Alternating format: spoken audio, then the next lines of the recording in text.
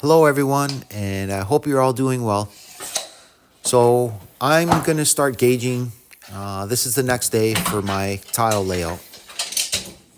So, I always start with the back wall. I take the measurement from back, right to left, and I divide that by 2, and that will give me my center mark. And I'm just going to check the tape on one corner to the center and the opposite, just to make sure that it's the same measurement. Grab your level and strike a line from bottom to top. Make sure your level is plumb, okay? It's very important. If you have a laser line, that's good too. I'm using a 12 by 24 inch. We're going vertical on this. So put your tile against that center line and mark the opposite side.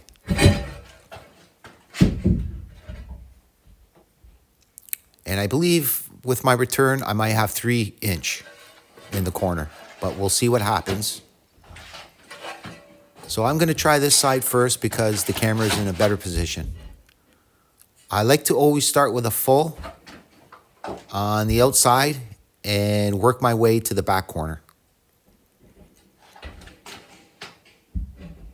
But you can lay it out any way you want. If you want to do a half cut at the entrance, by all means, you do what you feel is best. For myself, I do it this way.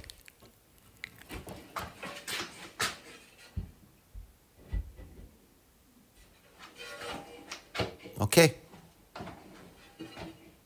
So I'm going to check again, and it's always best to check 2-3 times, make sure. So I'm going to put my level on that mark line. That'll be my first course going up.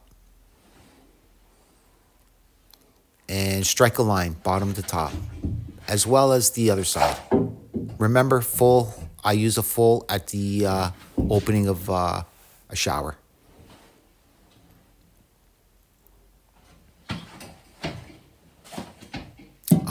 Leave a little bit of allowance for your tile edge, which I leave 1/8 from that wall. And that's going to be a 3-inch cut, and it's going to be perfect for my corners.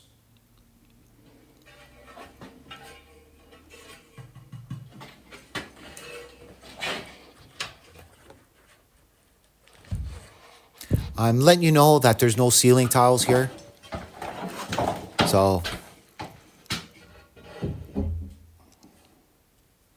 So I'm just going to dock off a 1/4 inch off of that tile because I always like to have a full starting on the top.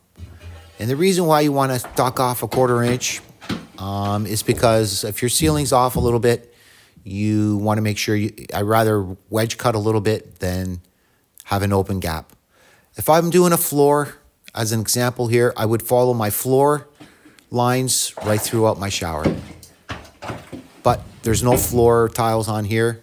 It's laminate. So that first mark of that cut is going to be my starting point. And I'm just going to mark a line all the way around the perimeter.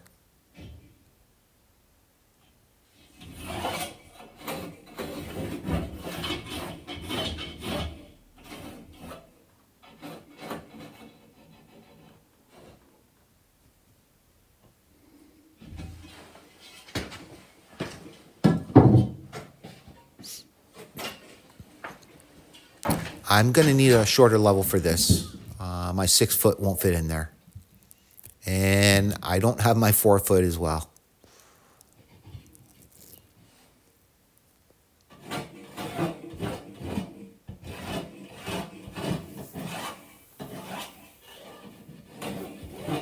Always make sure that you're plumb. You can also use a magic marker. A Sharpie would be a little bit better for you on this.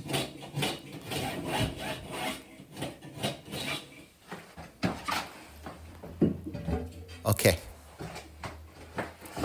So they're going to have laminate, and it's 1/4 inch, and I want to jump up just a little over 1/4 inch so they can tuck their laminate underneath. And that first strike line going around the perimeter, your first course, just mark it on that tile.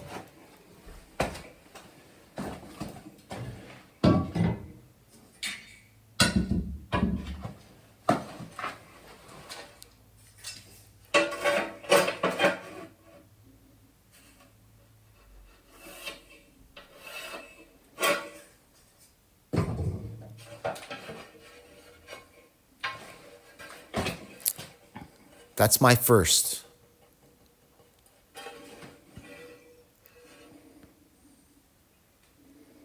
And right now I'm just looking for an arrow. There's no arrow on this. Sometimes you get tiles like that, but most of the time they have an arrow. This tile only has 3 patterns. So usually if I have an arrow, I go first course up with the arrow, first course down with the arrow, and then the third up and the fourth down. Okay, so that was my first cut, my mark. And don't forget the 1/4 inch off that floor for the laminate to fit in. So I'm going to turn my tile around so I can mark the opposite side, because I want to make sure that my acrylic base is straight. Just give me a second and I'll show you an example.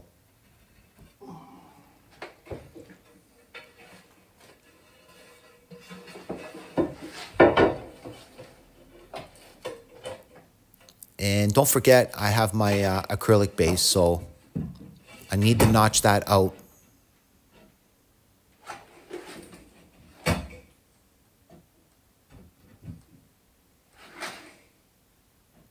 There is going to be a little bit on the front face of that acrylic base, an angle. So what I do is I measure the top and I use my eyeball to measure the bottom. And then I strike a line, and I'll show you what I'm talking about. Now just put your tile on that line and mark the other side.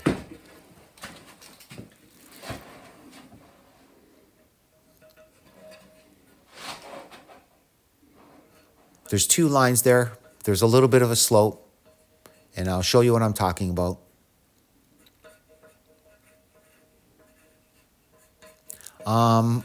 I like to be close to my cuts close to a tub or acrylic base. And the reason why that is so when I grout and I have a good bond for the grout, and also at the end, I'll come back the next day and I'll silicone, or I'll wait for 3-4 hours before the grout dries. And that's what I'm talking about. And that's what you're going to eliminate.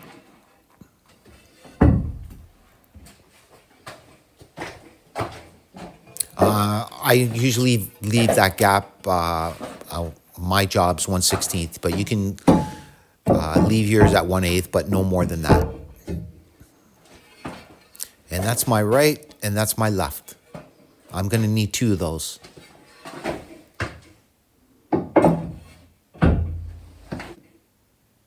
And so right now, I'm just doing my first course. Always make sure you have your level on it. It's very important. Just because you did a strike line doesn't mean that you're always bang on. So just make sure as you go along that you put your levels on top and across from tile to tile at the back to make sure that you're going straight.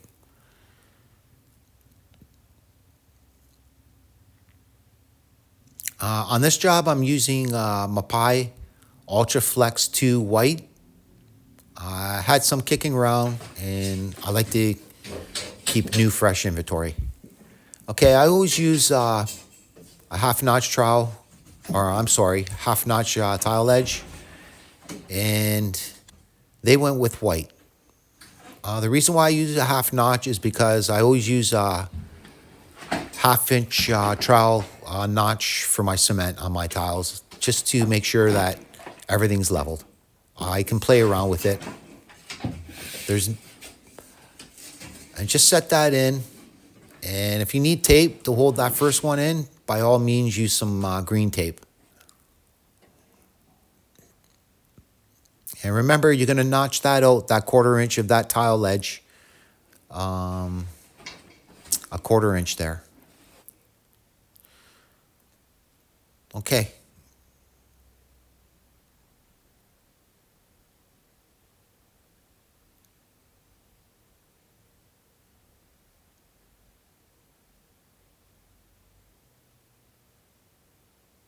And just do a little bit of cutting around your faucets.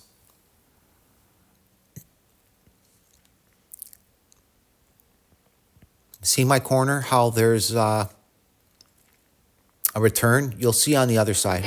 Oh, sorry, I missed that one. So anyways, what I do is I do my niche when I get up to a certain point. I always do it that way. You don't have to. You can gauge and then cut everything out. Remember, your studs have to be 16-inch centers. The builder planned all this for me, so I need to know how I can make an adjustment. Usually my tiles run straight through and through like a full, but because I have 7-foot ceiling, it's a little bit harder to do that here. The builder wants to go just a little bit higher.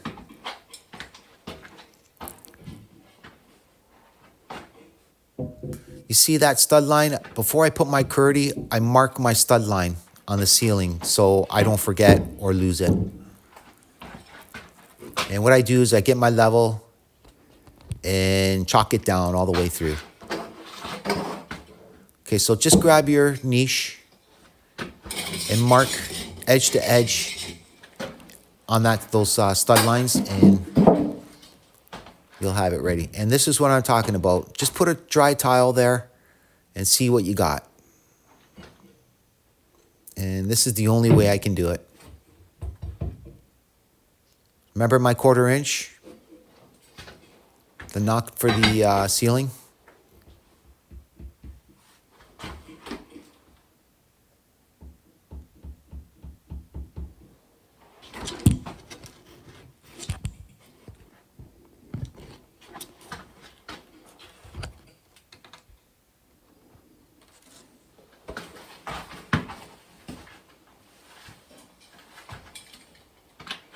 So I'm going to do this old way for you. If you don't have a multi-tool, which I always use, be very careful with your knife. Put a lot of pressure, or actually you shouldn't put a lot of pressure on the first strike because you could slip it and everything. So then just keep adding in pressure and just repeat itself. And do the same thing all the way around. Make sure everything's leveled, okay? This is very important for your niche. And what I do is I cut the center all the way down so I can punch it and it'll come out a lot easier. Now, don't throw away those drywall screws. Keep them. But you're going to need a little bit more. This is actually under a staircase, by the way. The whole house has been renovated. So I have just a little bit of a gap. And what I do is put my level up there and I can adjust it up and down.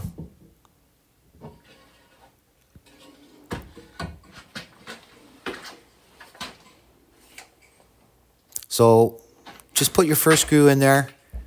And I would normally put my level on on everything, the sides, the front. I'm sorry, the sides and the bottom and the top. But I know I'm good, so. And just slowly screw in these screws. And just make sure you test it, make sure everything's good.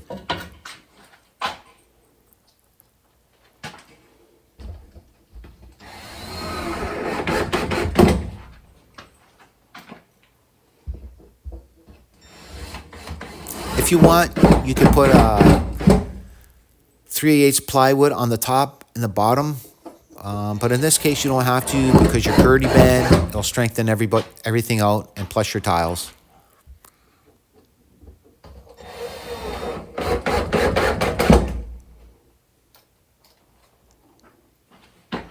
So what I want to do is I want to put some right in the drywall as well. Just shoot it in on an angle, make sure it's flush with the drywall.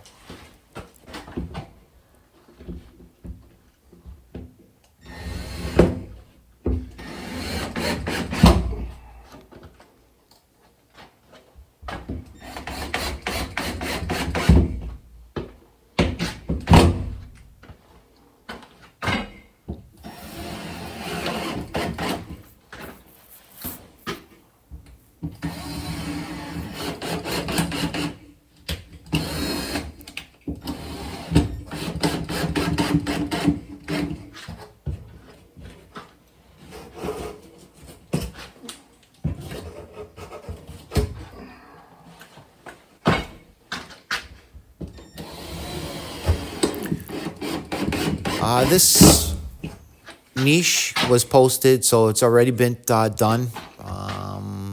It's the one with the 45s and miter cuts.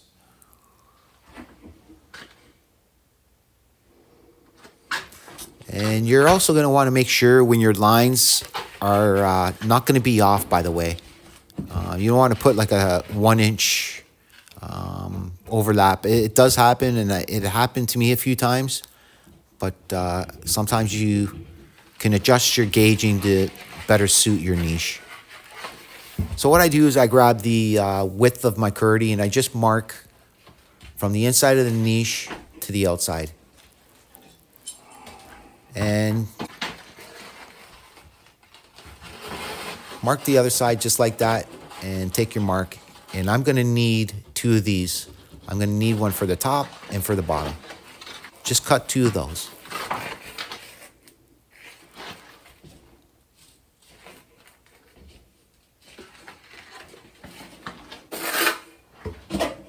So just make sure you stuff that right in there really good, guys.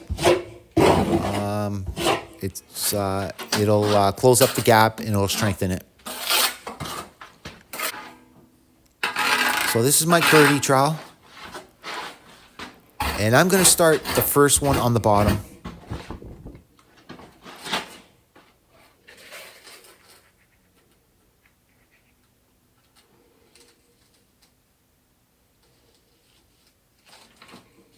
I like to hit my lines because I like to make it look clean.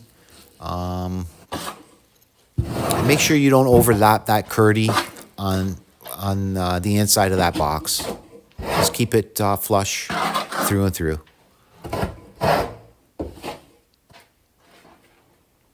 And I do my 2 sides.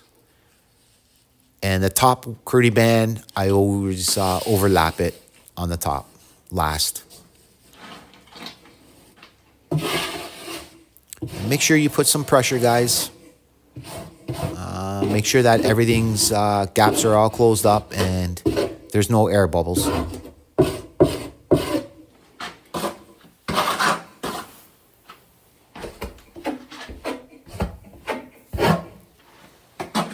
On this one, you're going to want to put a little bit more cement because the Schluter niche does indent about 1/8 or maybe a little bit more. And just use your hands and to get it started.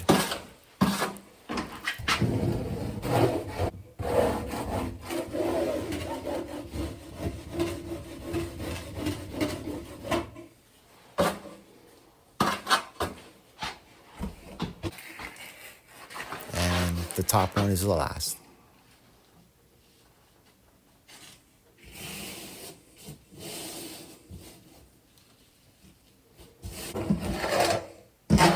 Just go over everything and make sure you have a good seal.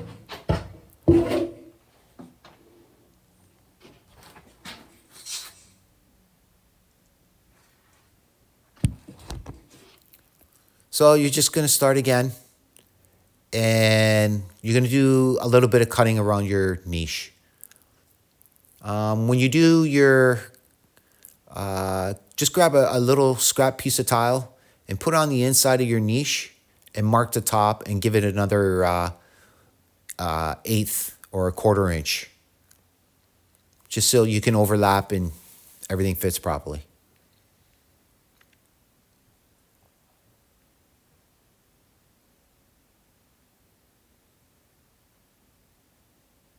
I am using 1/16 spacers. You don't have to. Please do use your clip wedges if you have them.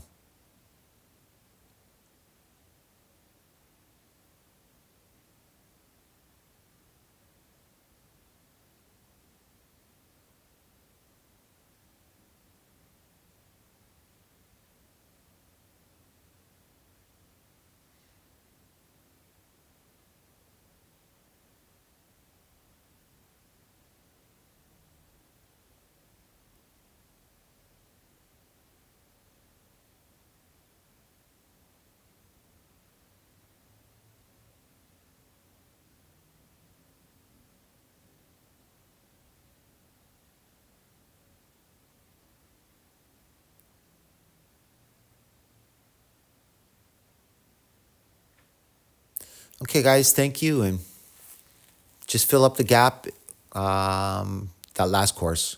Have a good day.